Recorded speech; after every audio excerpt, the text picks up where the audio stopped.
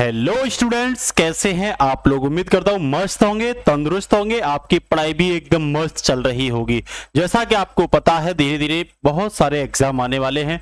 उत्तर प्रदेश में तो सीएम ने घोषणा कर दिया कि भाई वो 2 लाख नौकरियां देंगे, इसीलिए सब कमर कस लो और अपनी तैयारी में लग जाइए। हम हर रोज आपके लिए ऐसी क्लासें लाते हैं जो निश्चित रूप से आपके एग्जाम में ढेरों सारे क्वेश्चन देने वाली हैं। आज हम हिस्ट्री मैराथन कराएंगे। जैसा कि आप देख रहे हैं एक ही क्लास में हम आपको प्राचीन इतिहास में सिंधु घाटी सभ्यता, वैदिक सभ्यता, महाजनपद काल, मगध के उत्कर्ष, जैन बौद्ध, भागवत सेब, मौर्य मौर्योत्तर और गुप्तोत्तर के बारे में सब कुछ एमसीक्यू की फॉर्म में करवाएंगे। सब लोग तैयार हो जाइए पूरे फोकस के साथ, ठीक है। तो मेरे साथ अब अगले आप कुछ समय के लिए बने रहिएगा जो आपके लिए बहुत ज्यादा बेहद कारगर है। क्वेश्चन है पहला, निम्न में से किस हड़प्पा कालीन नगर के भाग को नगर, दुर्ग, गढ़ी के नाम से जाना जाता है। तो ध्यान रखना, आपसे पूछ लेगा किसे जाना जाता है, तो भाई पूर्व के भाग को जाना जाता है। किस भाग को जाना जाता है?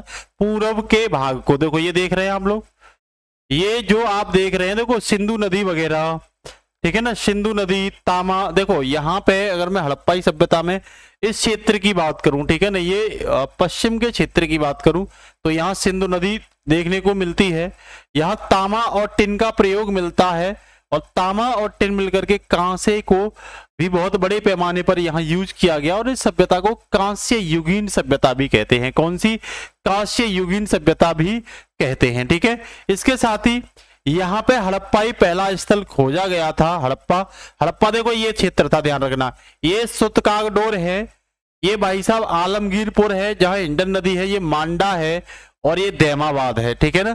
तो यहाँ पे ये बोला गया है कि भाई सबसे पहला स्थल जो हड़प्पा खोजा गया था, इसीलिए सभ्यता को हड़प्पा सभ्यता कहा गया है, ठीक है ना।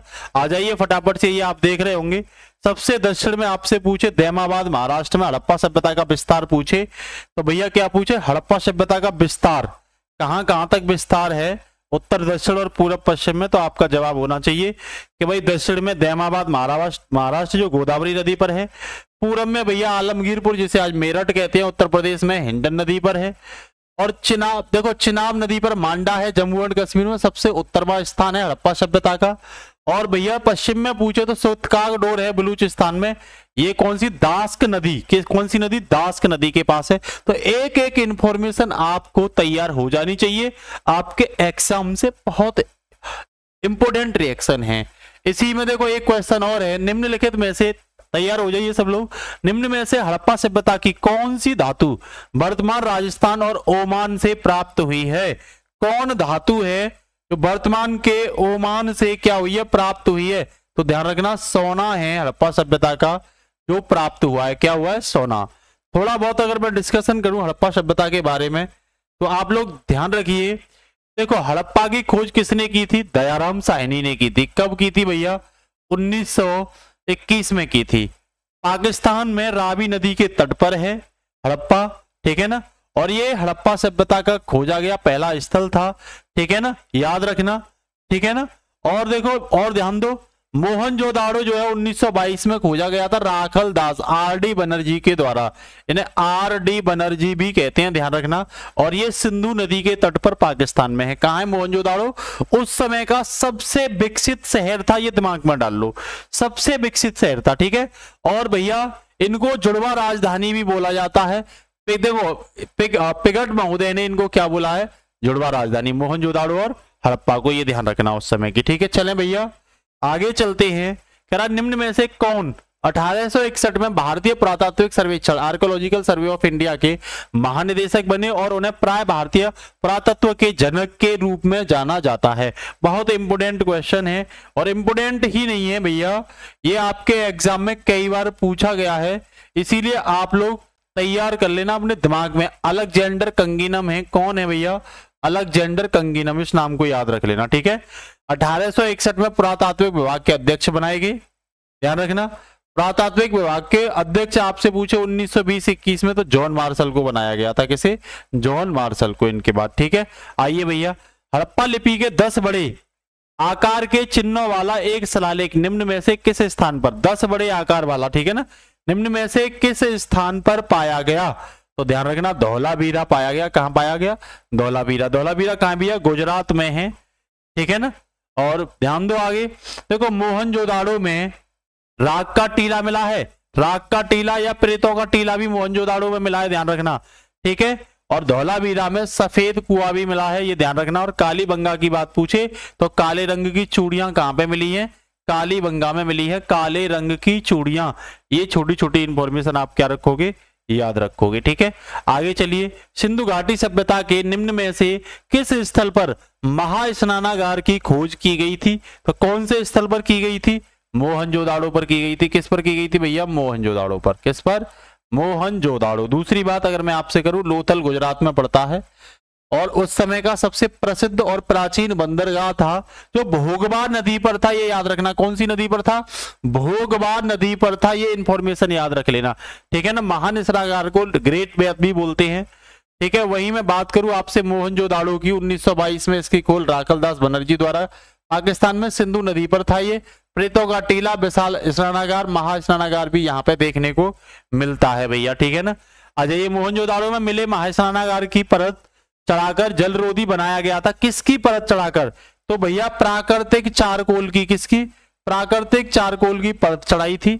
इस तरीके से देखो ये परत चढ़ा दी थी उस पर, जिससे कि पानी इधर उधर नहीं गया था, ठीक है ना। तो ये परत चढ़ा दी गई थी। आगे चलिए भैया, आगे है निम्न में से किस स्थान पर हड़प्पा संस्कृति की अग्नि वेदियां पाई गई हैं? क्या भैया? अग्नि वेदियां पाई गई हैं। तो कह रहा है, तो इसमें जो आंसर होगा वो लोथल हो जाएगा। लोथल कहां है भैया? गुजरात में है। उस समय का काफी प्रसिद्ध बंदरगाह है लोथल, ठीक है ना, यही ध्यान रखना। इसे लघु हड़प्पा या लघु मोहनजोदाड़ो भी कहते हैं, ध्यान रखना लोथल को उस समय का। यहां अग्नि वेदिका मिली है, ध्यान रखना। और आपसे पूछे इसकी खोज किसने की थी? तो एस.आर. राव ने 1954 में जो है वो इसकी खोज की थी कालीबंगा की। और कालीबंगा में ही क्या मिले हैं भैया? जुते हुए खेत के साक्ष्य मिले हैं।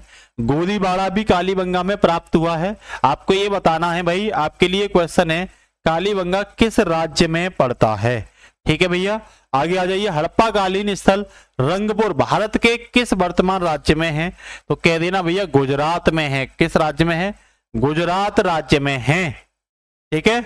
और इसकी खोज रंगपुर की, देखो यहां रंगपुर के बारे में पूछ लेगा। रंगपुर कह रहा है ना भारत के किस राज्य में, तो रंगपुर की खोज 1953-54 में रंगनाथ राव ने की थी, ध्यान रखना। किसने की थी भैया?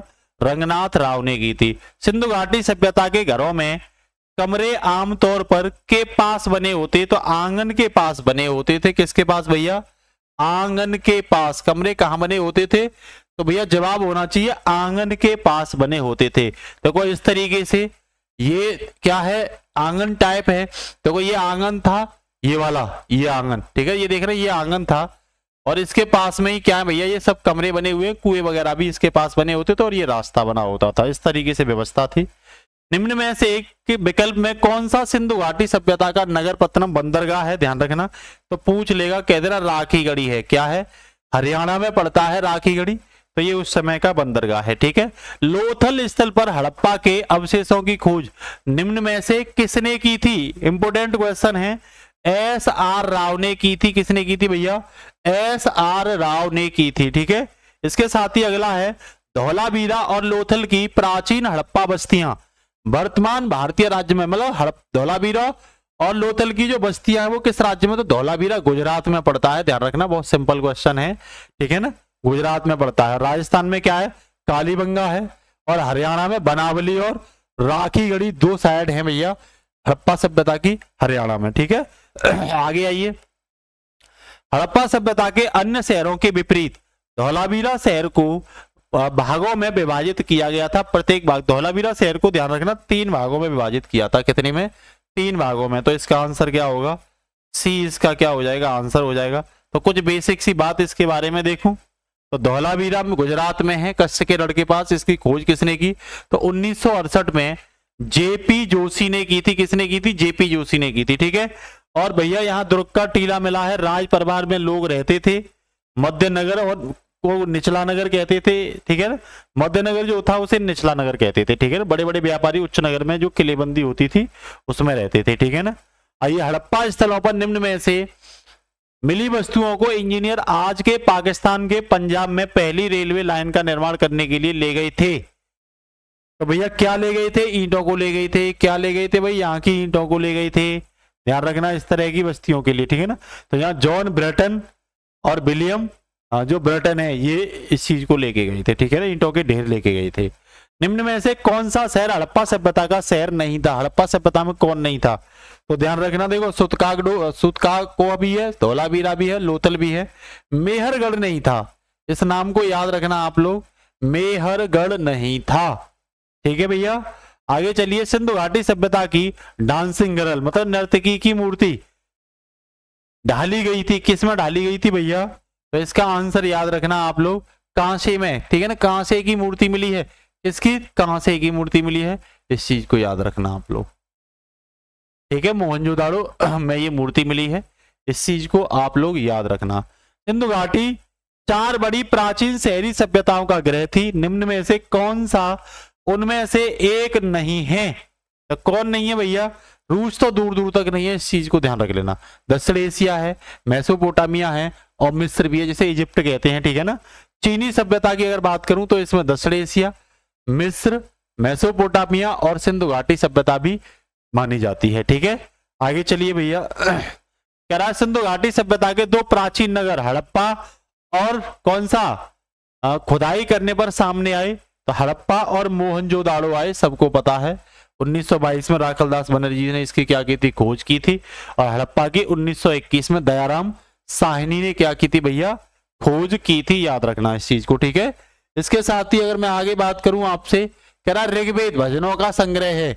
तो भैया ऋग्वेद में कितने भजन पाए जाते हैं? 1028 भजनों का क्या है?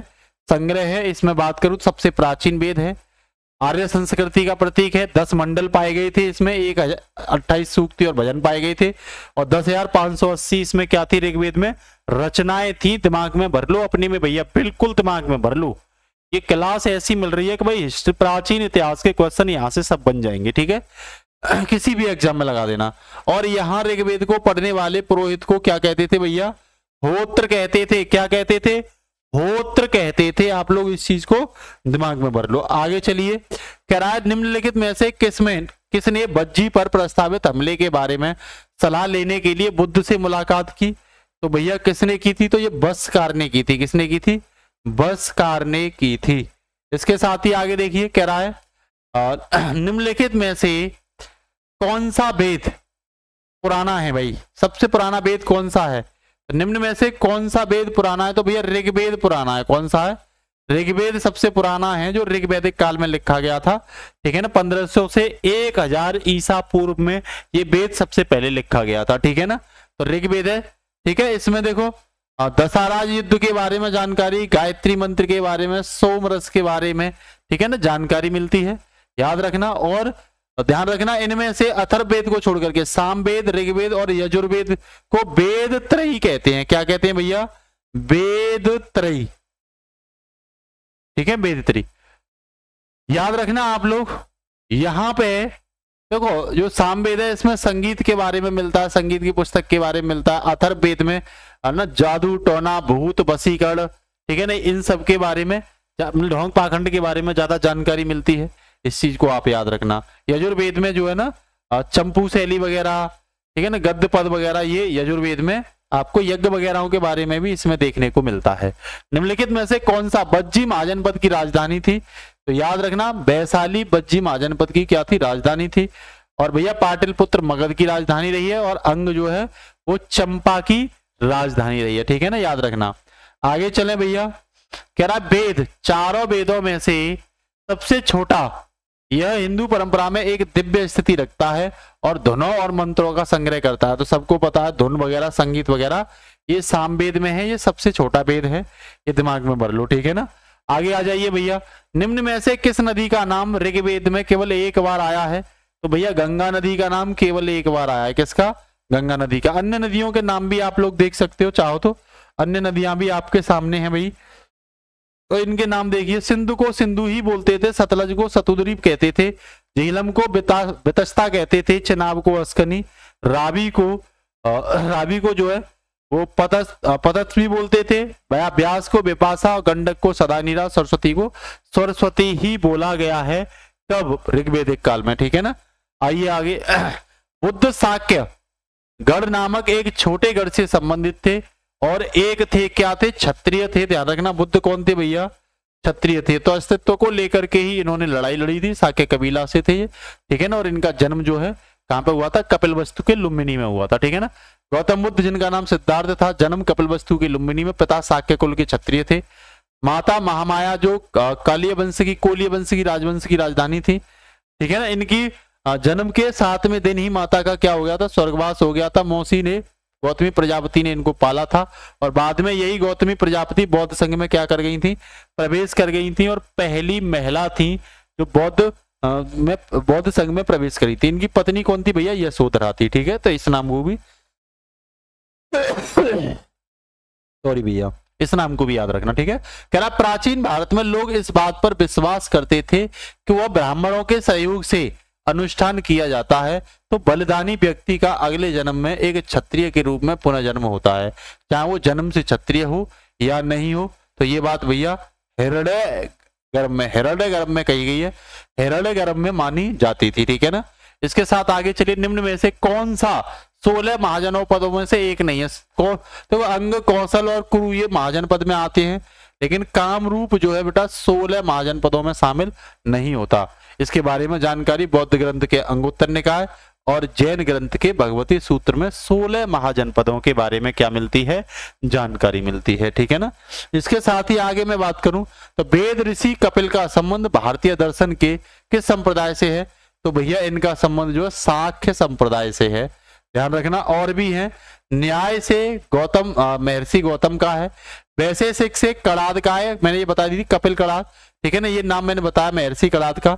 और मीमांसा से आचार्य जैमिनी का है, आचार्य जैमिनी का किससे? मीमांसा से है, ठीक है ना। तो ये भी याद रखना। आगे चलिए। वैदिक कालीन चतुराश्रम व्यवस्था के अनुसार परिवार अवधि के लिए निम्न में से किस पद का प्रावधान किया गया था? परिवार के लिए तो भैया गृहस्थाश्रम का किया गया था। किसका किया गया था? गृहस्थ आश्रम का किया गया था। चलें भैया। और ये जो था संन्यास आश्रम, ये 75 से 100 वाला था, और ब्रह्मचर्य आश्रम जो था वो भैया 1 से लेकर के 25 वर्ष का था, ठीक है ना।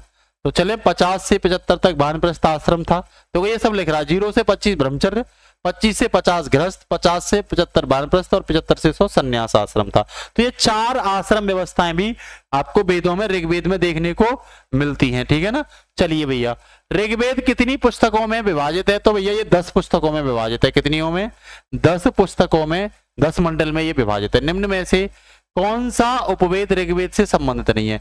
मतलब कौन सा इसमें ऋग्वेद से संबंधित नहीं है? ध्यान रखना, शिल्प ऋग्वेद से संबंधित है, धनुर्वेद और गंधर्ववेद ये सब ऋग्वेद से संबंधित है। आयुर्वेद जो है वो ऋग्वेद से संबंधित नहीं है। आगे चलिए। वैदिक काल के महत्वपूर्ण देवताओं के सही समूह का चयन करें। तो महत्वपूर्ण देवताओं का सही जो क्रम है वो अग्नि, इंद्र और सोम देवता, ये वैदिक काल के क्या है भैया? देवता हैं। आप लोग देखो, शेषनाग नहीं देखने को मिलता वैदिक काल में, गरुड़ नहीं देखने को मिलता, ठीक है ना। यहाँ विष्णु और इन शिव के बारे में जानकारी नहीं मिलती है, तो ये ध्यान रखना। आगे आइए। कह रहा भारतीय दर्शन की 6 विचारधाराओं में से निम्न में से कौन सा एक इसमें क्या है भैया? शामिल है, ठीक है।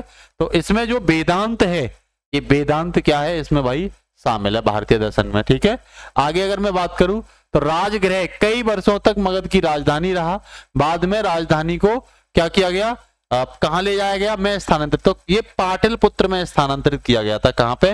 बाद में भैया इसे पाटलिपुत्र में, ठीक है ना। पसाबी कहते थे इसे, ध्यान रखना। यहाँ पे हर्यक वंश की स्थापना जो है वो 544 ईसा पूर्व बिंबसार के द्वारा की गई थी। इसका पुत्र अजातशत्रु था, उदयनी था, ध्यान रखना। तो इन्होंने ही अनहरु, मुंडक और नागदसुर, ठीक है ना, ये सब इससे संबंधित हैं। पाटलिपुत्र इनकी राजधानी रही थी। 540 में इनकी राजधानी राजगृह और या गिरिब्रिज या राजगीर थी, ठीक है ना, याद रखना, ठीक है। तो ये इसी से क्या है भाई? संबंधित हैं। आगे चलिए। कह रहा प्राचीन काल में नदी के दक्षिण के क्षेत्र को मगध के नाम से जाना जाता है। तो कौन सी नदी? तो गंगा नदी को भैया, गंगा नदी को, ठीक है ना। यमुना नदी यूपी में पड़ती है, नर्मदा नदी अरब सागर में गिरती है, और ताप्ती नदी भी भैया कहाँ गिरती है? अरब सागर में गिरती है। एक एक क्वेश्चन और एक एक इन्फॉर्मेशन आपके लिए रामबाण साबित होने वाली है। क्लास अच्छी लगती है ना तो जरूर निश्चित रूप से आप ज्यादा से ज्यादा अपने फ्रेंडों को क्लास को क्या करिए, शेयर करिए। कह रहा हर्यक वंश के उस शासक का नाम बताइए जो अजातशत्रु का पुत्र था, जिसने पाटलिपुत्र नगर की स्थापना की। तो भाई जस्ट ही मैंने पढ़ाया है, उदयन था। कौन था भाई? उदयन था। आगे चलिए, किस उम्र में महावीर ने आत्मज्ञान की तलाश को में छोड़ दिया, घर छोड़ दिया और जंगल में रहने लगे? तो 30 वर्ष की उम्र में, ठीक है ना। 29 वर्ष के बाद 30 वर्ष की उम्र में, ठीक है ना। 12 वर्ष तक इन्होंने कठोर तपस्या करके ज्ञान की क्या की थी? प्राप्ति की थी। आपके लिए क्वेश्चन ये है जो मैंने कल भी पढ़ाया था, गौतम बुद्ध ने पहला अपना उपदेश किस जगह पे दिया था, ठीक है ना। आगे चलते हैं, महावीर जयंती के किस महीने में मनाई जाती है? तो भैया ये मार्च और अप्रैल के महीने में मनाई जाती है। महावीर स्वामी जैन धर्म के 24वें तीर्थंकर थे, 24 कह लो और अंतिम कह लो, ठीक है ना। और वास्तविक ये क्षत्रिय थे। पुत्री इनकी कौन थी? प्रियदर्शनी थी या अड़ोज्या थी? बाद में इन्हीं के शिष्य जमाली से इसका क्या किया गया? शादी की गई और इनके शिष्य ही इनके दामाद बन गए, ठीक है ना। इन्होंने आर्य सत्य में ब्रह्मचर्य को क्या किया था? फॉलो करवाया था, ठीक है ना, अपने आर्य सत्र में। अगला कह रहा है महामस्तकाभिषेक एक जैन त्योहार है जो प्रत्येक वर्ष में कितनी बार मनाया जाता है? तो भैया ये प्रत्येक वर्ष में 12 बार मनाया जाता है। नोट करके दिमाग में डाल लो, ठीक है। हर टॉपिक को कवर कर रहा हूं। जैन धर्म के नियमों का पालन करना निम्न में से किसके लिए अधिक कठिन था? तो जो किसान थे ना उनको पालन करना बहुत अधिक, जो किसान जुताई वगैरह करते हैं। और जैन धर्म में तो जीवों की हत्या भी नहीं कर सकते आप लोग। ये तो आप सूर्य छिपने से पहले खाना ही खा लेते हैं, ठीक है ना, मुंह पे मास्क लगा के रहते हैं ये लोग। तो भैया किसान तो ऐसा नहीं कर सकते, तो इनके लिए भारी था। तो वेन सांग के अनुसार नालंदा बौद्ध मठ के नए प्रवेशकों से कठिन प्रश्न पूछते हैं जिनका उत्तर देना क्या होता है? कठिन होता है। ये किसका काम था? ये द्वारपालों का काम था। किसका?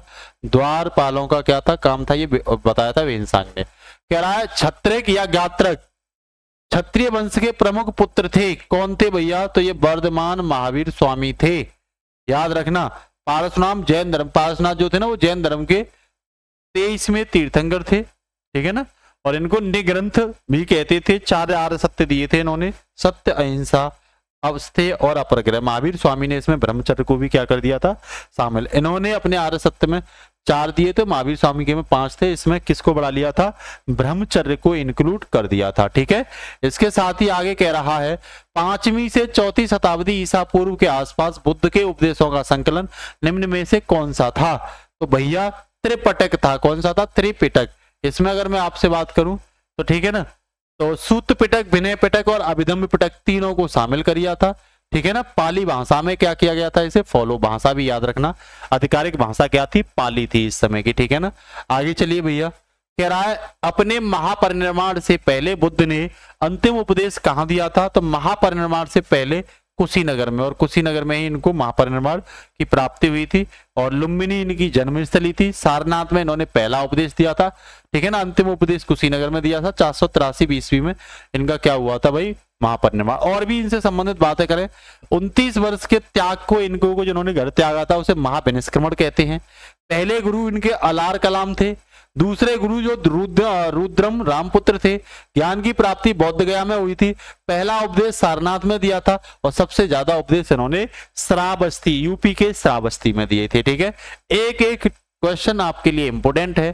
कह रहा जैन धर्म के 24वें और अंतिम तीर्थंकर वर्धमान महावीर का जन्म 6वीं शताब्दी ईसा पूर्व में कहां हुआ था?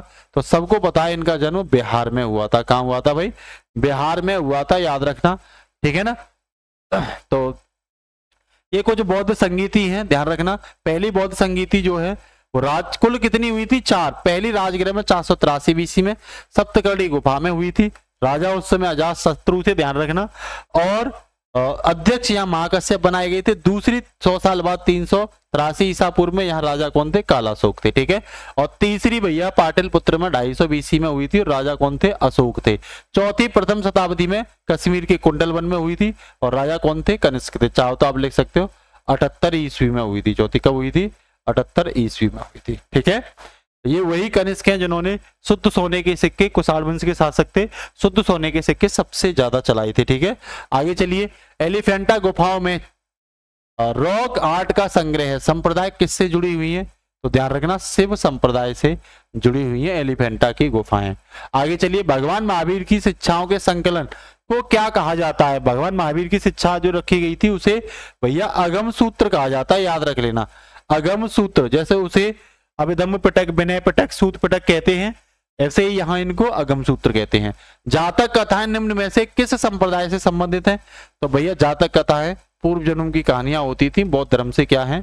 संबंधित हैं। आगे चलिए, नालंदा किस धर्म का प्राचीन शिक्षण स्थान था? तो नालंदा भैया बौद्ध धर्म का प्राचीन क्या था? स्थान था। इस चीज को दिमाग में नोट कर लो। प्राचीन काल में बौद्ध काल के दौरान कपिलवस्तु के शासक कौन थे? बौद्ध धर्म के दौरान, ठीक है ना, ये कह रहा है। तो बौद्ध काल के दौरान शाक्य थे। कौन थे भाई? शाक्य यहाँ के कौन थे? शासक थे कपिलवस्तु के, ठीक है। कह रहा 5वीं शताब्दी ईसा पूर्व में लिखा गया पाली कैनन किस धर्म का मूल ग्रंथ है? तो पाली और कैनन जो है भैया वो बौद्ध धर्म का क्या है? मूल ग्रंथ है। क्या है? मूल ग्रंथ है। तो इसका आंसर क्या हो जाएगा भैया?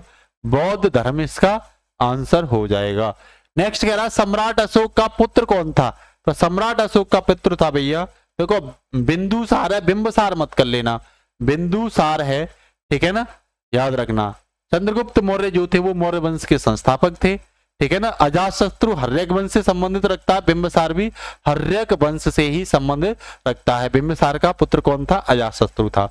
मौर्य वंश के संस्थापक मैंने बता ही दिया, घनानंद की हत्या करके मौर्य वंश की स्थापना करी थी। ये जैन उपासक थे, श्रावण बेला गोल कर्नाटक में भी गए थे जब भूखा पड़ी थी, और इन्होंने अपने प्राण संलेखना विधि से चंद्रगुप्त मौर्य ने त्यागे थे, ठीक है ना। और चंद्रगुप्त मौर्य के प्रधानमंत्री कौन थे? कौटिल्य या चाणक्य, आप क्या कर सकते हो? कह सकते हो, ठीक है ना। आगे चलिए, कह रहा निम्नलिखित में से किस मौर्य शासक के शासन काल में कलिंग युद्ध हुआ?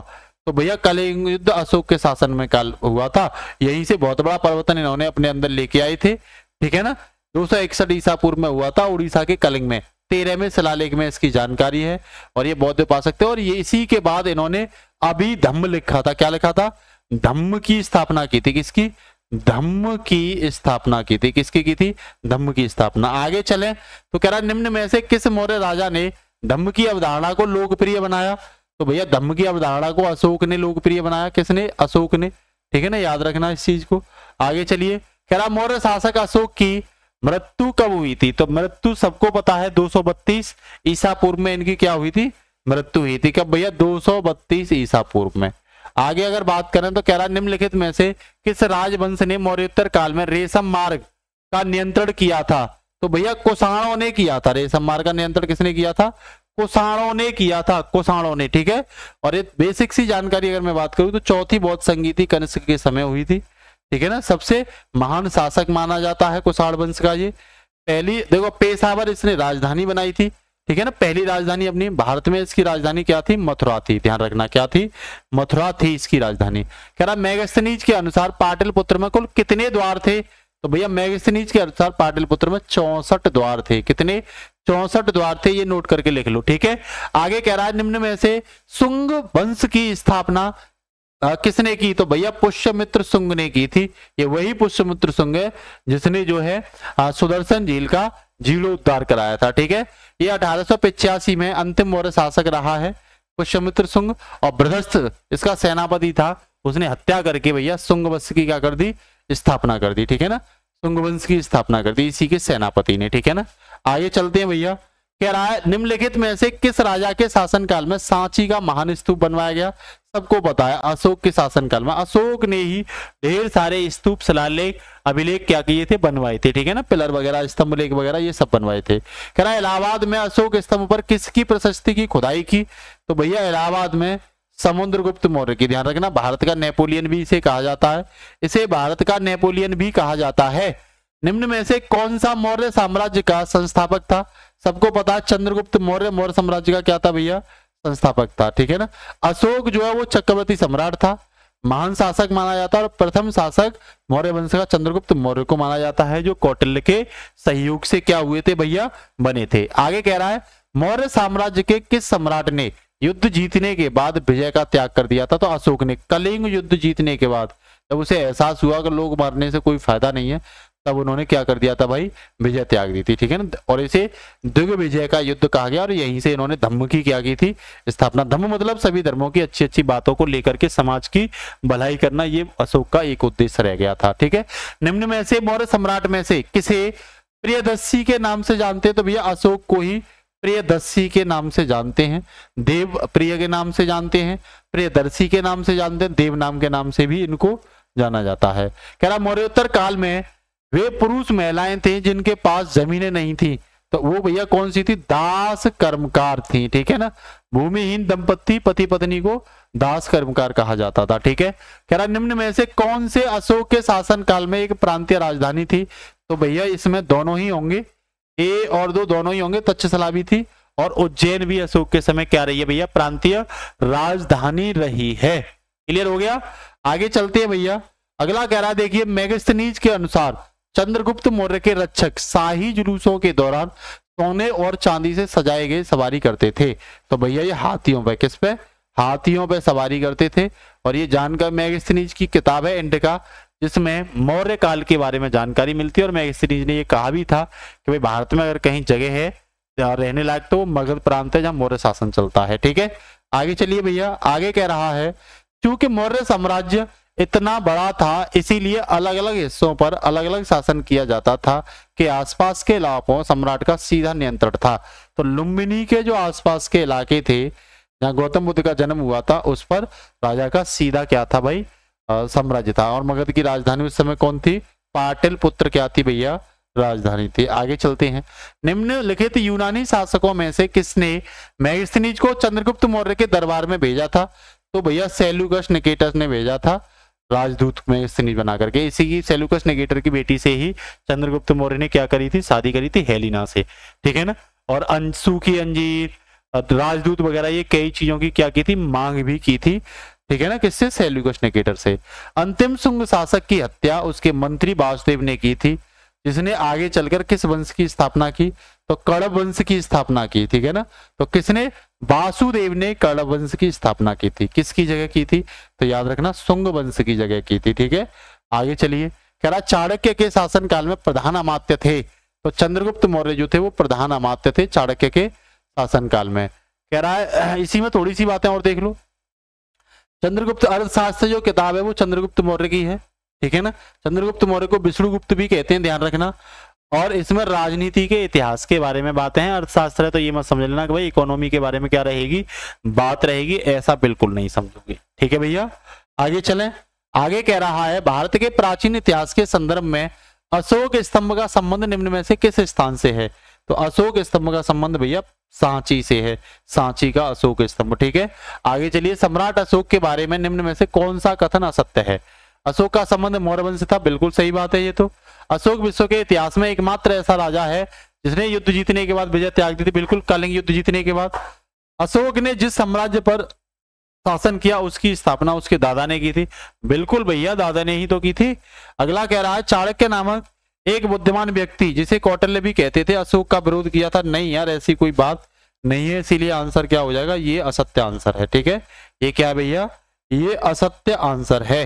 कह रहा है साम्राज्य पहला, वह पहला साम्राज्य अखिल भारतीय साम्राज्य था जिसने शासन क्षेत्र में अधिकांश वर्तमान भारतीय उपमहाद्वीप से, तो ध्यान रखना मौर्य साम्राज्य था जिसमें ईरान से लेकर के बांग्लादेश तक पूरा क्या था, शामिल था, अफगानिस्तान वगैरह ये सब क्या थे, मौर्य साम्राज्य के समय भाई शामिल थे, याद रखना, ठीक है।